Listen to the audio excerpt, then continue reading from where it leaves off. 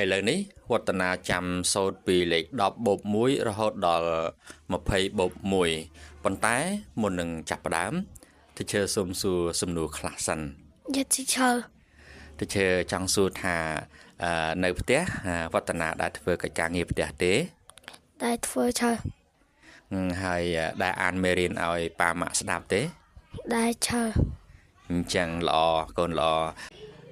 ឥឡូវនេះដើម្បីកុំឲ្យខាតពេលកូនត្រៀមសូត្រពីលេខ10 បូក 1 រហូតដល់20 បូក 1 10 plus 1 equal 11 11 plus 1 equal 12 12 plus 1 equal 13 13 plus 1 equal 14 14 plus 1 equal 15 15 plus 1 equal 16 16 plus 1 equal 17 17 plus 1 equal